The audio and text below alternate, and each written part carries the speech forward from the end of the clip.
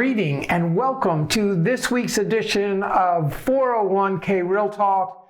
This is Fred Barstein, contributing editor for wealthmanagement.com's RPA Edge. I review all of the industry stories from the previous week and pick out the 5 most important ones, providing open, honest, and candid discussion you will not get anywhere else. So let's get real. First story is about another fallout of the war for talent caused in part by the Great Resignation is the growing disparity in pay between new hires and longer-term employees.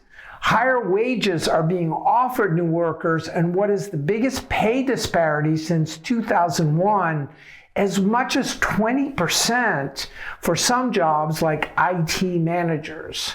It's harder than ever to keep compensation a secret, so it's causing problems with the veteran employees. And retention might be more critical than hiring new workers.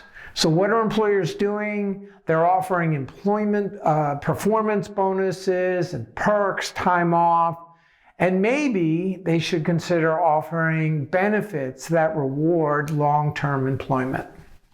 And the second story is the hype around ESG investing continues, with Putnam announcing recently an ESG target date fund and Morningstar an ESG PEP. The SEC has proposed new disclosure rules because they're concerned that some funds may be misleading investors. The requirements for the funds would be more quantifiable about the effects that the stocks have on the environment and corporate governance. Morningstar reported that ESG grew 9% in September of 2021 from the previous quarter, up to $330 billion in the US, which is a substantial 1.8 times increase from the previous year. But meanwhile, Barron's is reporting poor Q1 results due to the lack of energy and defense stocks, and academic research is throwing shades on what is called the ESG alpha. The Department of Labor has waffled on ESG depending on the administration, which makes it very difficult for plan sponsors to make any kind of long-term commitment. Third story is due to the tsunami of DC lawsuits, estimated to be 200 in the last 2 years, focused on high fees. Fiduciary insurers are taking a hard look at whether to continue to offer or at least substantially increase premiums and deductibles to reduce incentives to settle. For example, the Capozzi Adler law firm out of Harrisburg, Pennsylvania, filed 40 lawsuits in 2020. And perhaps due to the Hughes Supreme Court case, which lowers the barrier for instigating these lawsuits, they've already filed 16 this year after taking a bit of a step back in 2021. The lack of or increased cost of insurer could cause more defendants to fight back and not settle or even pay more attention to their plan and fiduciary duties. Fourth story is the Emergency Savings Act of 2022 was recently introduced in Congress to make this feature more convenient and accessible. The bill would limit after-tax deductions to $2,500, which could be withdrawn at any time or rolled into a Roth IRA. There is concerns that this feature could affect the company match, as well as whether it would take money out of the retirement plan system.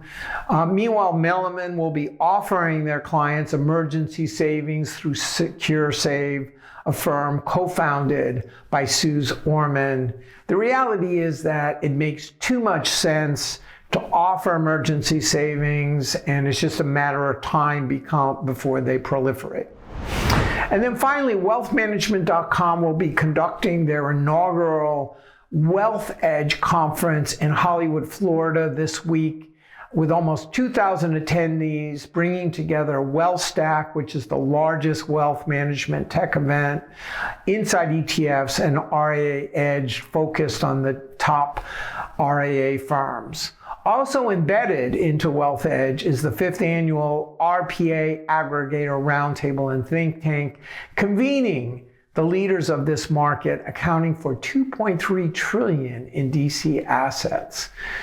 Wealthmanagement.com, through its newly launched RPA Edge omnichannel, is positioned to bring together the wealth management and the retirement industries and help RPAs learn about the fintech that is growing rapidly in the wealth management industry that could have a dramatic impact on DC plans and participants, as well as advanced financial planning practices. And while 401k conferences are helpful, they tend to be inward and backward looking, not focused on the convergence of wealth, retirement, and benefits at work. Because if you know too many people at a conference, or you know all the exhibitors, you might want to consider expanding your horizons. So those are the 5 most important and interesting stories. I listed a few others. Please let me know if I missed anything, if you have any comments. Otherwise, I look forward to speaking to you next week on 401k Real Talk, which is now available through wealthmanagement.com's RPA Edge.